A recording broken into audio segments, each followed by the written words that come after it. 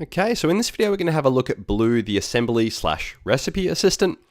The terminology here, assembly will be used in North America, recipe will be used in the rest of the world. 100% the same thing, just different words for the same thing. So we're going to have a look at how to use it, and we're going to have a look at the output that you can get, whether you want single lines or this grouped assembly/recipe look. We'll have a look at some tips and tricks as well. So into my Buildxact account, I'm in estimate costings. I've already got plans in and I've already done a few measurements. What I'm going to do is go into, what have we got here?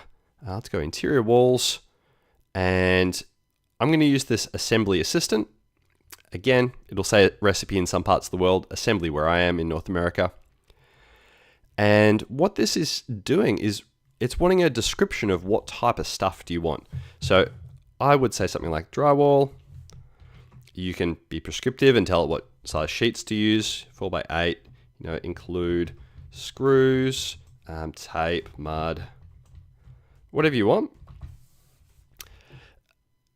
A tip, as with a number of the AI assistant stuff items where you're describing something, think of this as talking to just a regular person. And if you were to explain it to that person and they come back with 5 or 10 questions, you probably have not given enough information. The AI is going to make assumptions where it doesn't know things. So if I didn't put the sheet size in, it would probably assume 4x8 because it's the most common. But if you wanted a specific size, try and have that info in, and it just helps with the prompting. So put in what you want. Tell it whether it's going to be, what type of measurement. Is it a square foot that you're basing this off, or a square meter? As with the other AI tools, we work in both metric and imperial, and the process is totally the same. So I'll do an imperial example because I've got imperial plans. So I'm going to say square foot, and I could go do a new takeoff, which would take me in to do the measurement itself. I could use the calculator to kind of reuse measurements I've done previously. In this example, I'm just going to type in, which is something you can also do, and I'm going to say generate. What it's doing in these few steps is kind of 3 things. First of all, it's working out from the prompt what items do we actually need. And then second step is it's going, okay, based on those items and the size of the items, how much stuff do we want? And then lucky last, it is matching it to a supplier. So in my case, I'm connected to Home Depot. You may be connected to, say, Bunnings, or could be, it'll vary depending on where you are in the world. This is done in such a way as to make the purchasing down the track easier because you've got live pricing from that supplier, and also you can order directly from that supplier. That's a few steps down the road. For now, I'm going to point out that you can go add or add as an assembly. Again, the assembly word will say recipe in some places, but ultimately, what is the difference? The difference is add just adds as regular lines, like these ones, one line, one thing. Add as an assembly adds as this bundle. Personally, this is my preference for 2 reasons. One is, if we go into it, there's the assembly there that it made. First of all, it keeps the notes that I gave. So I didn't mention this previously, but on the screen before, there's a whole bunch of assumptions, and I like to know how it's thought this through. I like to sense check it.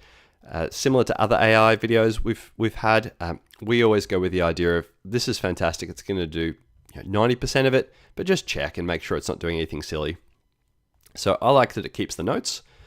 I also like it being an assembly because I can reuse it. So if I copy this assembly or save it even into the assembly catalogs over on this side here, I can reuse it and change the total measurement, and it will recalculate the whole thing.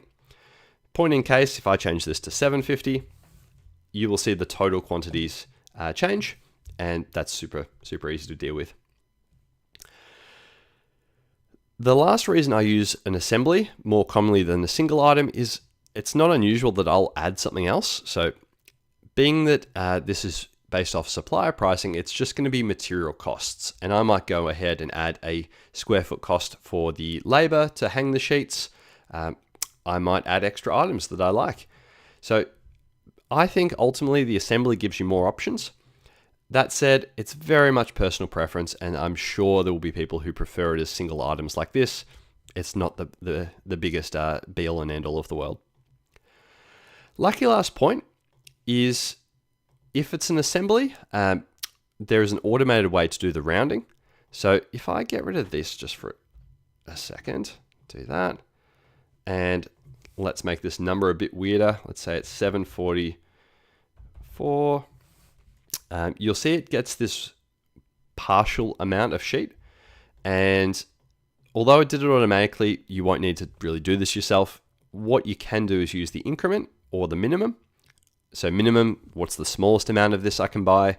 Increment, after the minimum, how does it jump up? So for drywall, it's pretty simple. I can buy whole sheets and that's it.